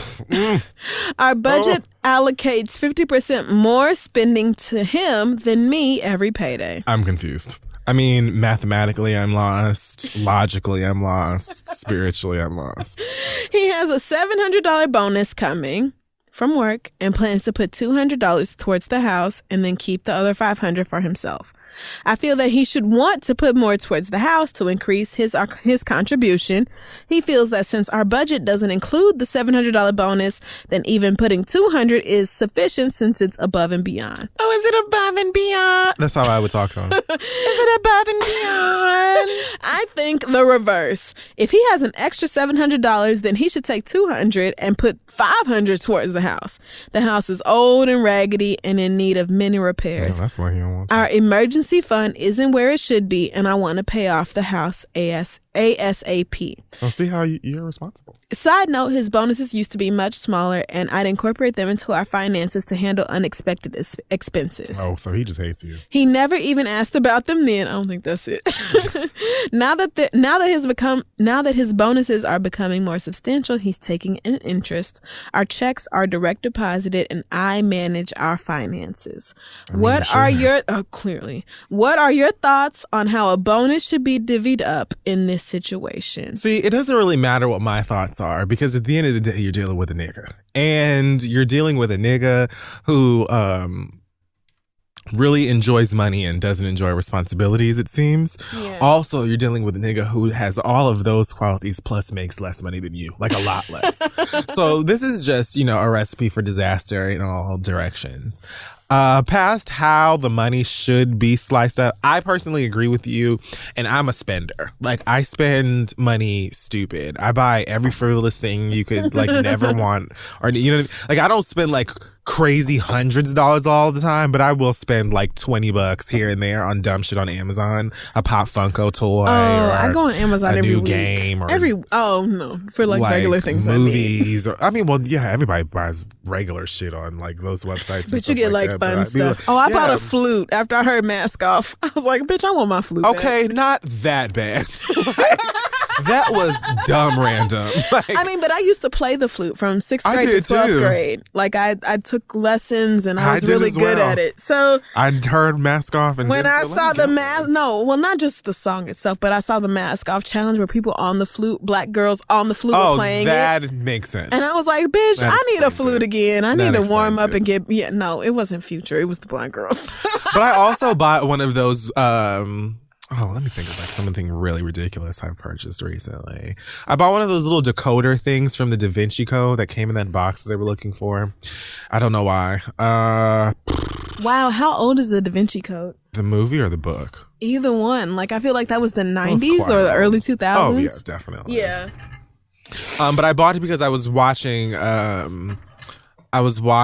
Parks and Recreation, and it was in an episode of that. And I was like, oh, I bet that they sell this on Amazon. And they did, so I bought it. I love Parks and Rec so much. I bought beanbag chairs that I don't sit on, but Link likes to sleep on them, so I keep them. I bought a rug. I bought my TV, which everybody knows about. Adidas running pants I bought some Rihanna slippers. Chewy Lemonheads and Friends. You can honestly get any. It's like the online Walmart. You can get anything on Amazon. And if you have Prime, it'll be at your house in 2 days. 2 days, maybe less. Okay, because and oftentimes they'll have Prime one day for $4, and you're like, bitch, of course I want it tomorrow for $4. And that's not even discussing Prime now, where it'll just in hours. So, yes. Amazon. I read an article the other day that said Amazon, Google, Apple, Facebook, and I cannot remember the fifth company. McDonald's, Walmart. No. Nike. No, it was like a tech Sony. company. Snapchat, Amazon, Google, I think Instagram. it was Samsung, whoever runs, not Samsung, but the platform Samsung runs on. Anyway, it was these 5 companies basically run our lives. And I was thinking about, because it challenged you to say, in which order would you eliminate them? And for me personally, Facebook would go first because I just don't give a shit about Facebook. And I give slightly more of a fuck about Instagram, but not that much more of a fuck. I can't think of the last time I logged in. Right. So Facebook could go. But between Apple and Google, them niggas run my whole life. Google. I have a job at Apple. Apple has my phone. Google has my calendars. But Google and Apple run everything in my life. But you have to think of everything that Google also owns.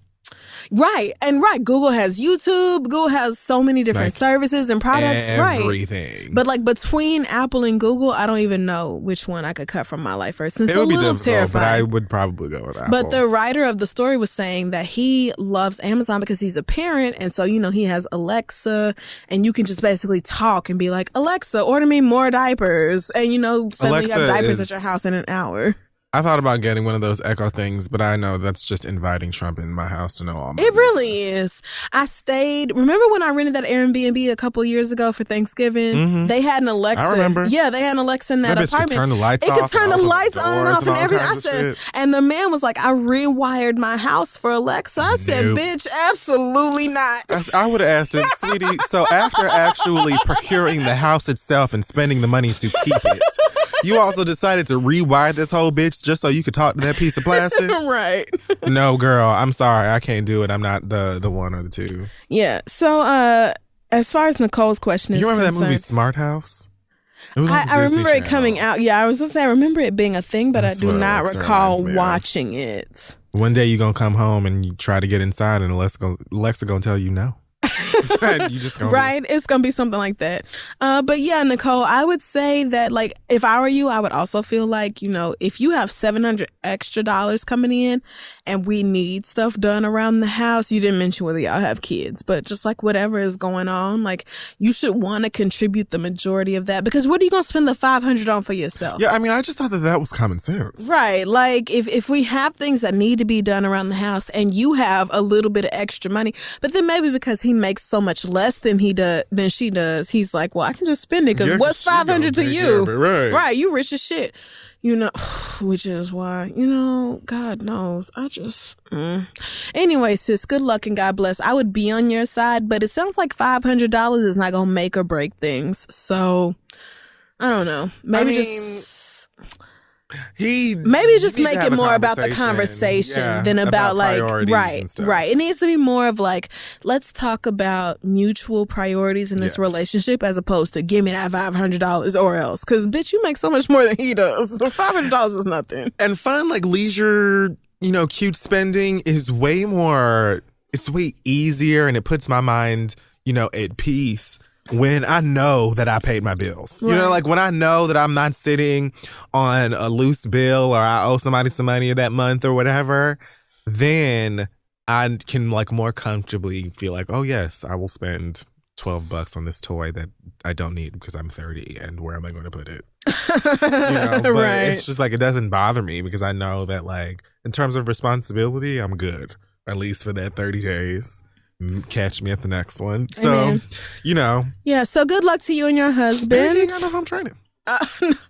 Well, or maybe he's just like, bitch, I got $700 extra. I'm gonna take this $500 and give me some shoes. And I don't know what niggas like. So I mean, you're right. Shoes, pussy, and 2K. I'm gonna put it in my PlayStation wallet. Pretty much. Which I'm not mad at. I recently went and bought some new games because I need some new things to help fill my time, and so I've been playing different games now. And like what? Well, my favorite one is called Overcooked. Oh, Overcooked is adorable. Overcooked is really fun. It's like it is. different. You cook a bunch of different meals or like it's simulated stuff like that. But the environment it's changes. Also like a puzzle at the same time. Right, it's a puzzle at the same time. So Overcooked is really fun. I'm on level 5 now because I've been playing like nonstop. I think you can get that on your phone too, but I'm not sure. Well, bitch, I'm gonna have to look into that. But anyway, our last question comes from Amira. It says, I've been in a relationship with a wonderful man for 3 years. He's smart, funny, woke, handsome, Have and all a the good letters guy. been I'm with a nigga, but I feel like all of them have been. Yeah, like, I think they I'm have. doing Do you want me to try to find something Oh, else? no. Okay. No. You can go ahead. Okay. And I was wrong, actually. One of them was about a brother. But still, Or whatever. same I mean, thing. it kind of was. Anyway, so I've been in a relationship with a guy who, he's a legitimately good guy with a great heart. But He's treated me like the queen of the world since we got together. My only problem is that he's short and it's embarrassing. Oh. He's 5'9" and I'm 5'10". Oh, well, bow wow to your heart too. Whenever we go out and I wear heels, he comes barely over my shoulder. Bless you, Kevin Hart. Whenever I've taken him around my friends, they dry him. That's probably fry him. They fry him with short jokes, and it may be wrong, but I can't help but laugh. He handles it well in front of them, but when we get alone, he asks me why I didn't stand up for him and tells me that all that hurts his feelings. I have to admit No, you're a bitch. I have to admit I get very annoyed with that because it makes me feel like I'm doing something wrong. He keeps telling me that when people really make fun of his height, it's body shaming. I'm getting fed up with his complaining. Am I wrong here? What is he's 5'9"? He's 5'9", she's 5'10". Well, am I wrong here, or should I just break up with him and get me a tall man so neither one of us have to worry about his height? Please help. I feel like I should not use her real name. A little woman of Let's Atlanta. call her Candy. Because I'm what, 5'8"? I mean, I'm 5'3" and 3/4. I believe I'm 5'8.5" because I was always told I was 5'9". It even said it on my driver's license. And when I moved here, the doctor, my primary care physician, was like, "You're 5'8". I just went to the doctor last week, so I know how tall I am. Well, Napoleon complex. It's rough dating a guy who's vertically challenged. It's fine. Well, I mean, I guess 5'9". I think Todd is between 5'7" and 5'9", Candy's husband. So I guess 5'9", because he's not much taller. I guess 5'9" is kind of short for a guy. Short for like 5'9" is actually in average height for men, but I think that the average man, especially men of color, are a bit taller than that. Okay. So like 5'9", kind of like dick size. Like how black men's dicks are on average bigger than white men's dicks? Oh, yes. Okay, that's what I meant. Yeah, for sure. Yeah, so black men on average are taller than... I don't know that I would say black men on average are taller. I just feel like when you going out, the scope of niggas that you seeing, period, usually are hitting you with like a 5'11" maybe. Okay. So once you get into... But 5'9" is not like an unheard of 5'10" is kind of tall for a woman. No, 5'10", 5'9" can be tall for a girl, depending on your shape. I mean, I've always been short. This has literally never been my problem. Everybody I've dated has been taller than me because that's what I was gonna say. Most of the guys I've dated have been people in 8th grade are taller than me, so it's not like really that difficult to do. So I can't really empathize with having a short man, but I can't date a guy that's shorter than me. Well, shit, I can't either. But like, look at how short you would have to fucking be to be shorter than me, right?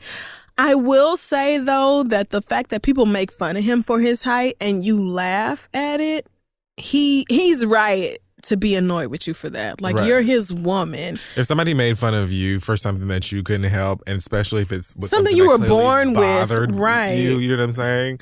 And he was just sitting there laughing, you would have like 5, 6 back-to-back blue bubbles for him because you're not having a conversation on the ride home. Right. I mean, it is fucked up to laugh when people make fun of him for something that he cannot control about himself, like his height. But then you also have to take into consideration the fragile male ego. I mean, the male ego, it is fragile. And jokes are one thing. And it seems like he handles them well in public. Like, he takes the jokes. Mm-hmm. But for you as my girlfriend to not say nothing, it's fucked up. Like if you were big and your man was small and he brought you around his friends and his friends made fat jokes and you acted like you was cool with it, I would still expect my man to be like, hey, who the fuck is you talking about my lady for? Like, at least come to my defense. Like, don't shit on my partner for something that's totally beyond their control. Right. So, don't shit on my man because he's short. You said he's great, girl. He's smart, funny, woke, handsome, a good man, and he's 1 inch shorter than you. Are you really about to be a dumb bitch about this? Let him go and send it my way. Shit, fuck is wrong with you? Fuck is wrong with you? You're never gonna be in a relationship again. Girl, listen, if you decide to partner with a straight cis man, you're gonna have to go ahead and accept that you are going to make some compromises that you would not have to otherwise, because they just don't have it together. They just, as a group, they're garbage. And the fact that you have everything you want in a man, but he's 1 inch shorter than you and you're letting that really hold you back. On one hand, I'm like, you know what? If you feel that strongly about it, sis, if you really want to be able to wear heels and your man be taller than you, if it's that important to you, then you totally have the right to be like, nah, sorry, 5'9", you gotta go find a shorter girl that you can make happy. Candy is 5'3". And Todd is 5'8", 5'9". So I feel Todd like is the same height when she's wearing heels. I was gonna say, I saw a picture of them in heels, I think on Valentine's Day, and they were the same height, her in heels and him Here's by her himself. in flats. I think, right. And she's visibly shorter than he is. First of all, the whole thing about the man having to be taller than a woman is some societal bullshit that means literally nothing. Because, man, it's just the same thing of men having to be Conan the fucking Barbarian all of the time. And so your size is, attributed to how strong you are and the overall, you know what I'm saying? So people will make fun of guys all the time for being smaller or whatever, when if you can still take care of business and you're a good man and all that type of shit, it shouldn't bother you at all. Although, again, like I said, if you're shorter than me, all I have for you is a hand clap and good conversation. I mean, and so that's what I'm saying. Like, it's okay if that's how you feel about it. If you want somebody taller than you, that's fine. Then go find somebody taller than you. But let him go. This is a good man. There's no reason to shit on him or make him feel bad for being 5'9" when he didn't ask to be 5'9". So let him go and let him find somebody who doesn't give a shit about his height, or for whom 5'9" is very tall, like me. 5'9" is like, I gotta look up at your ass at 5'9". I'm like, ooh, well, goddamn. Right. So, let him go find somebody if it's that important to you, and you stay single till you find the 6'3" nigga that you really dreaming about. I mean, and I'm not mad at you. Like, you truly have the right to make that choice. But let that good ass man go, and let one of the millions of black girls out here looking for a decent man find him, girl. Shit. Since you care that much. All right. So that wraps up the questions for this week. Send yours to asktheread@gmail.com, and we'll be back. This week's episode of the show, many thanks are going out to Talkspace for supporting us here at The Read. Going to a traditional therapist is not for everyone. It even took myself a while before I considered it.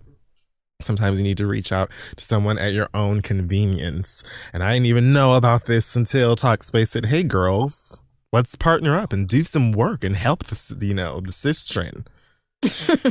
They're an online therapy company that makes it easy to connect with a licensed therapist that is handpicked just for you for as little as 32 weeks. So that means you don't have to drag your behind down to some hospital or some office somewhere and wear some big oversized sunglasses and a hat and try and hide or do whatever. You can have someone who's right there curated and picked out just for you and chat with them via text, audio, and video message as much as you want. The therapists are background checks, and when Talkspace matches you with your therapist, you'll know that you're getting help from an experienced and licensed professional, and you can chat it up about just about anything that you need to. Problems at home, problems at work, problems in, American politics, or the new flavors of Oreo just being gross, whatever. I don't know. Whatever is stressing you out. Talkspace knows that emotions can't be scheduled, so with their unlimited messaging therapy, you can talk audio and video message your therapist as much as you want. When I first started, we texted for a little bit and then we did one video message, and I'm not really for the video and audio thing. I would rather just talk to you about how I'm feeling and you talk to me back.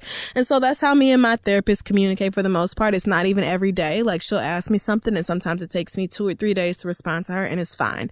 It's no big deal. You talk on your schedule. Talkspace knows that you may not be totally sure about them yet, and their customer service is available to help answer any non-clinical questions you may have about how they work.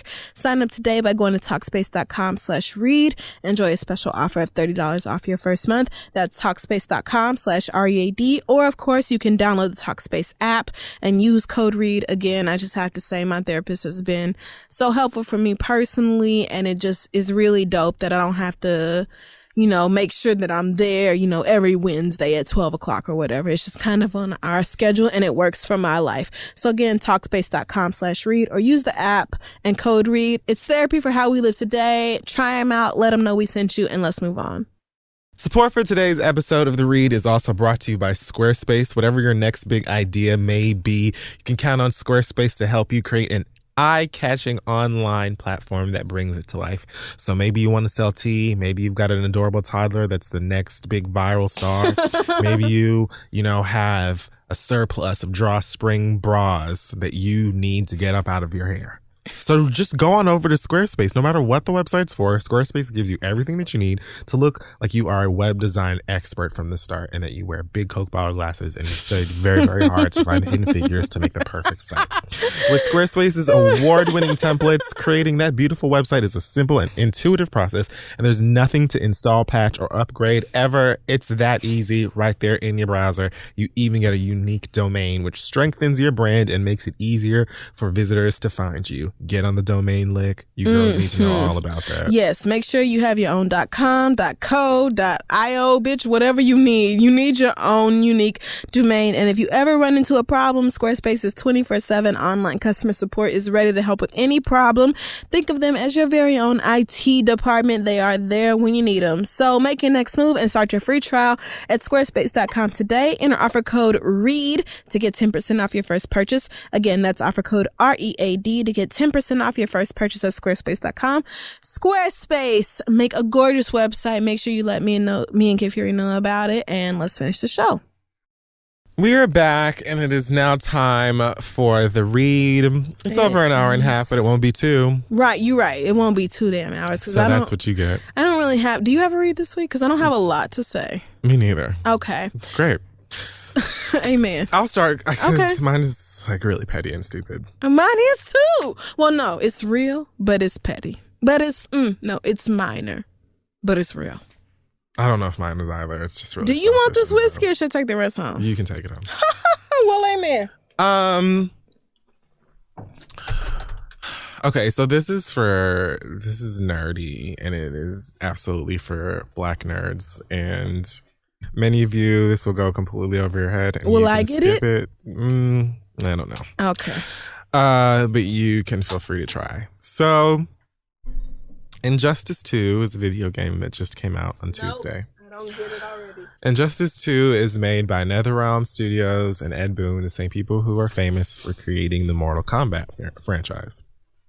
This is the second game. It is a fighting game that features DC comic book characters. DC is the comic book people that created Justice League, Batman, Superman, The Flash, Catwoman, Wonder Batman Woman. is Justice League? Yes, he's in I did Justice not know League. that. Okay. He's like one of the main. Well, I knew he was. I knew he created. was something special because he was rich and he fought crime, but he was rich. Yeah. So I knew he was something special, but I know it was Justice League. Well, so they're in the game. This is exciting for many nerds because this is the second game. We played the first one; it was pretty good. And there aren't many games where you could play as DC characters, so this is supposed to be fun. All of us are so excited to see what characters are going to be in it. Again, this is petty. I don't give a shit how anybody feels about it. There are 28 characters in the game. 2 of them are visibly Black. That is Cyborg. Wow, 2? I mean, I don't believe there are any Asian characters in the game. Oh, so the Blacks in terms are of lucky? Like represented, yeah, I guess. Damn. But here's the thing. There are several Black characters in the DC universe. A lot of them may not be well known. But when you're talking about the realm of gaming, and this is where I'm going to tie it into like depth. Okay. Representation to me in gaming is just as important as it is in any other form of media, movies, television, what have you. It's really important as a consumer to see yourself reflected in different ways in games. Now, yeah, you got the 2, Cyborg, who I never really cared about, and Firestorm, who I also just learned about maybe 2 years ago. Now, one of the characters that, all right. So each character has something that's called a premier skin. And what a premier skin is basically just a costume. I'm Googling. Fair. It's a costume that you can switch your character into in the game so that they have a different appearance.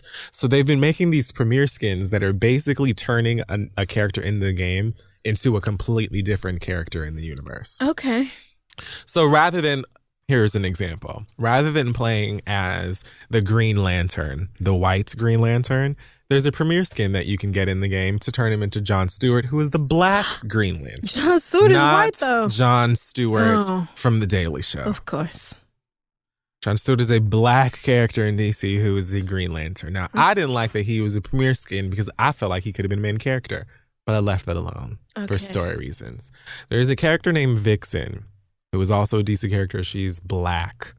She's one of the few black women who's a superhero, period, in comics. Right. Vixen is... Storm is Marvel, but you're following. Yeah.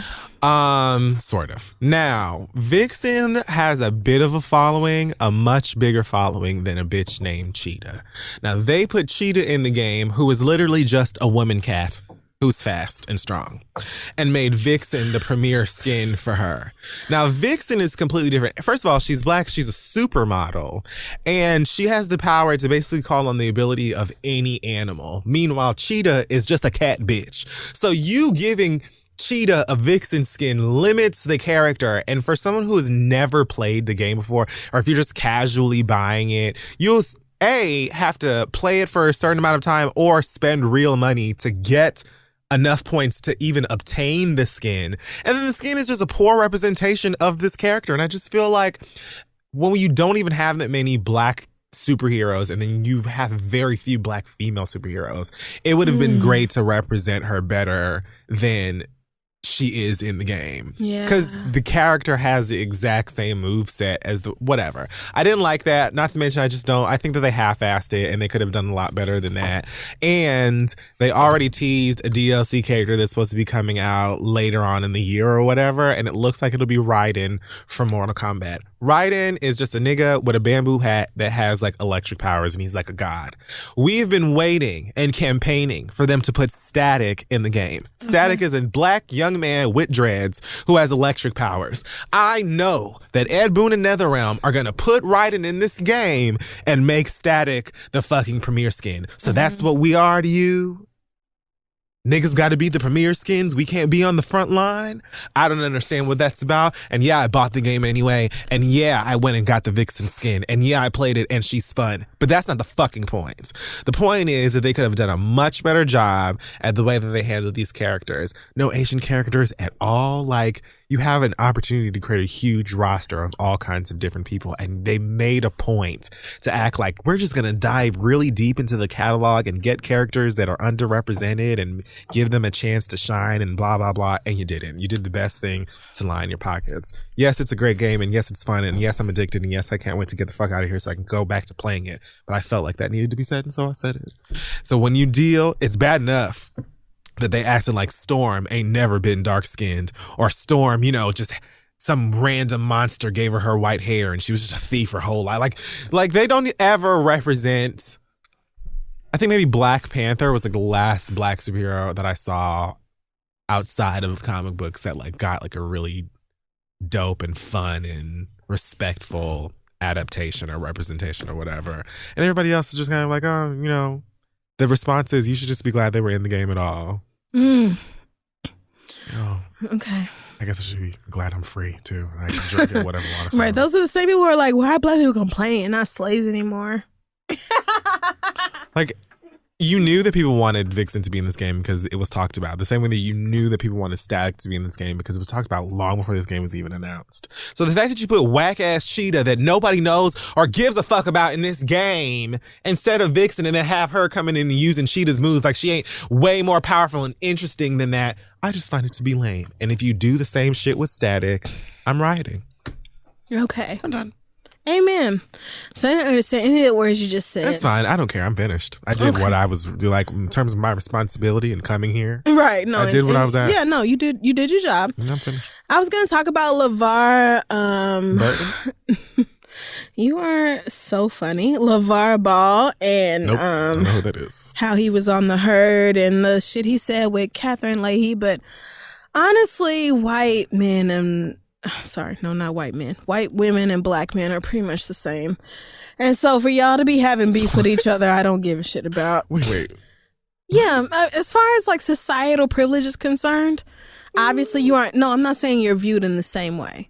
White women clearly have an advantage over black men, but what you perceive as your problem in life is your womanhood, and what black men perceive as their problem in life is their blackness, not their manhood. Their manhood they see as being just fine. It's the blackness that holds them back. And for white women, it's the exact opposite. Your gender is what's holding you back as opposed to your race. And so when y'all start arguing and fussing or whatever, what I hear is a bunch of blah, blah, blah. I don't care. And so I don't really give a shit. I'm not going to talk about that. What I'm going to talk about instead is ClassPass, which I actually love ClassPass. If I don't know if you know about it, but so we both have reads and neither one of us knows what you're talking about. Oh, you don't? So ClassPass is like a gym thing. Oh, there you go. And for like a set dollar amount per month, you can go out and try different gyms or whatever. And I have a regular gym that I go to for like CrossFit and, you know, regular cardio exercise or whatever. ClassPass is actually a monthly membership that connects you to 8,000 plus of the best fitness Shout out studios. to you for finding their website. I mean, that's what you do. But yeah, I mean, because I definitely found the Wikipedia for whatever Cyborg is. But so yeah. ClassPass I've been using lately to try to find different gyms and different workouts and stuff like that because I like to keep it varied. I hate boring workouts. That's the best way for me to not work out.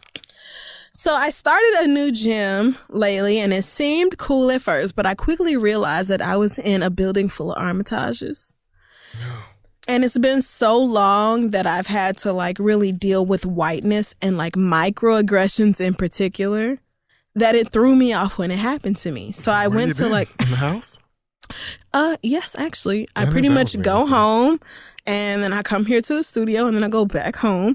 So the fact that like pretty much when I go to the gym, that's my only interaction with white people who don't work for me on a regular basis. Oh my gosh, this just reminded me of a story that I'll tell next week because it'll be 2 hours soon and I refuse. Okay, so we won't do that. I almost thought. But anyway, so the point is that I went to this white gym to do CrossFit.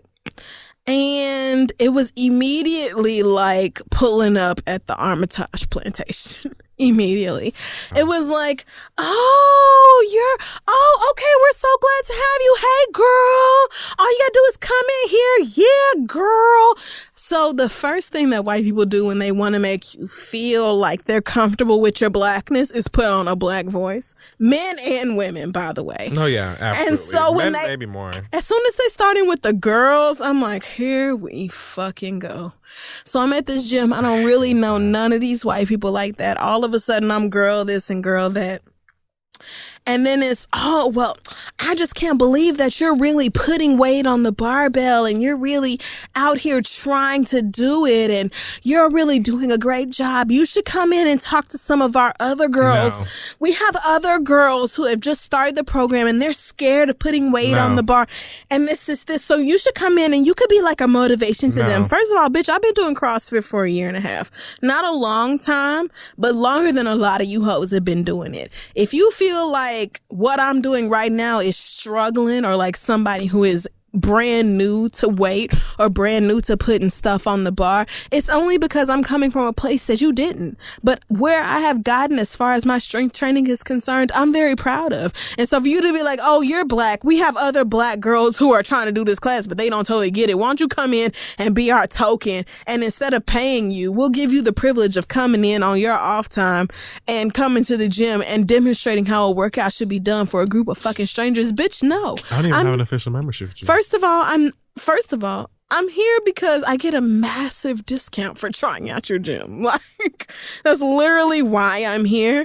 And also, I don't want to be your token. Like, you just met me. I'm not going to be your token and come show up for your other black girls that I also don't know. You're not paying me to talk to or anything. Like, you're using my presence to say, hey, black girls can do CrossFit, even if you feel like you're not in shape. Here's a girl who looks like you, and she's doing the stuff that you think you're too scared to do. So you can be like her. So you can increase your membership and you can make more money, but nobody's offering me anything. But just the insult of being in the middle of a workout when most people are focused on themselves and having people come up to you. Because the thing about CrossFit is like, yeah, you're competing with everybody else in the group, but more importantly, you're trying to focus on your own strength. Like, I mean, let's be clear. Those white people compete with each other. Like, at my regular gym, yes. I stick to my damn self. I'm a black woman. I'm over here by my damn self. Them white boys over there working out in their bare feet or whatever, they can compete with each other. That's none of my fucking business. But don't come up to me during the break point of a workout when like everybody else is done and they're resting and I'm over here busting my ass because I am not as strong as the rest of you. Like, don't come up to me and be like, oh yeah, bitch, good, you're doing such a great job. You should actually come in and show some of our brand new bitches who don't know how to pick up a barbell yet that they can do it too. Like, I just don't appreciate y'all talking to me like this. But then God help me. So this gym has an issue with like playing music that is not censored, and white people love to play black music in the gym and then listen to the niggas play out freely throughout the speakers or whatever else, and they don't give a shit.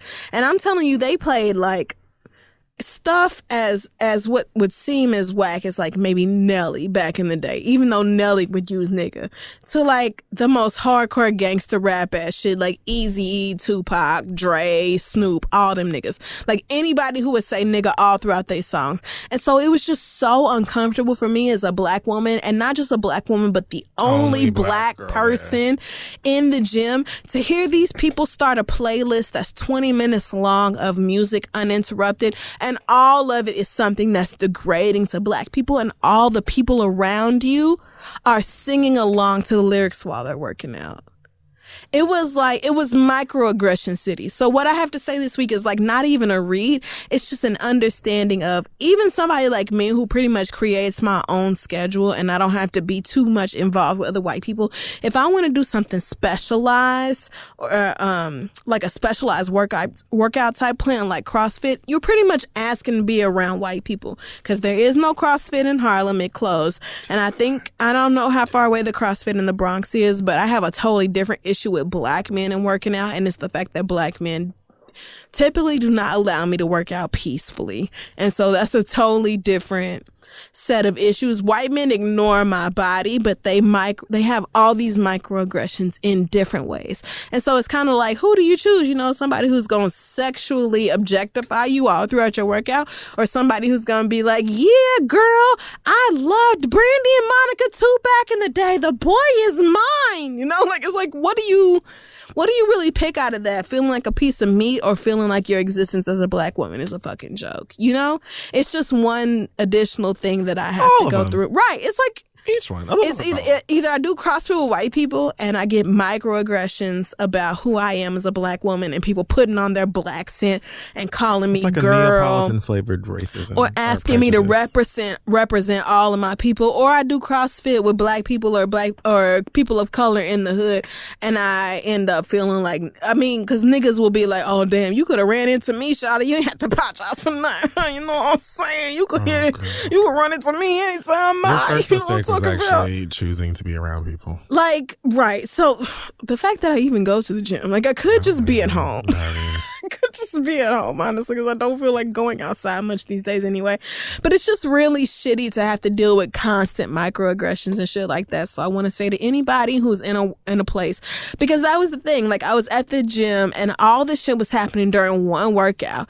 And the whole time I was feeling like, okay, I know Get Out meant a lot to me, but am I too woke right now? Like, am I doing too much? Am I seeing too much into this? And then I remember the video that we shot with Cheska Lee for Decoded, and how people of color, people who go through this all the time, you constantly question yourself about whether what you're feeling is really real. Like, am I really experiencing this, or is it just because that I've always dealt with this that I'm assuming this is how it really is when it isn't? You know, it's a battle that we go through. And so I just want to say shout out to everybody who has a job where you have to go and deal with white people and their microaggressions on a daily basis, because it's the kind of thing that if you went, because I said to them when they were like, you said, no, girl, I'm not putting no extra weight on my bar. I said, no, you can't say that I would say that. I said, no, you didn't hear that from me, because I would never say something like that. You've never heard me say anything like that. And they were like, yeah, but that's just how your tone of voice sounded. and such mimicked you doing this. So it's like an automatic thing, you know? It's not even like I had the chance to be the stereotypical black girl. I just am that because I'm the black girl in your space, in your world. And so it's just a fucked up position to be in. So I feel my heart goes out to you. My prayers go out to you. If you are in a situation, you have to be around white people, and for your own good, you have to swallow the microaggressions and bullshit that they put on you, because it's just too much. It's always fucking something with them. And the alternative ain't no better. The alternative for me is try to find a gym in the hood in Harlem or the Bronx to go to. And then literally, because I went 2 days ago, on my way to the gym, I bump into a nigga at the gym, and he literally stares at my titties. Not even my eyes. Not once looked me in the eyes. Stares at my titties and says, well, damn, shawty, you could bump it to me again. Ma, no, I'm talking about you could bump it to me anytime. Like, which one is supposed to feel better? As a black woman, I'm really stuck in the middle of fuck you and fuck you too, which is why talking about LeVar Burton and Kristen Leahy, I was just like, I kind of want to be mad on LeVar Ball's point on his behalf, but at the same time, it's like, you know, fuck you. Like, you garbage too. You trash and you trash. So you expect me to pick between two trashes? No, bitch. Sorry. And I'm done. That's all I had to talk about. Like, just don't make shit harder for black women than what it already is. All right. And I'm done. You just try getting a trainer like I have. Well, I mean, you have like a private trainer, and I'm sure he comes to your house and you do like he does actually private. Of course he does, yeah. Chloe. Of course he does, Courtney. And he comes to your house. And I don't deal with no motherfucking microaggressions at the black ass CrossFit. Bitch, okay, you don't have to be a bitch about it. And what doesn't? But I'm doing the last time he actually pulled me to New York Sports Club to go work out, and this old man with maybe 3.5 teeth tried to cuss me out because his fucking the towel and his water bottle were on the bench.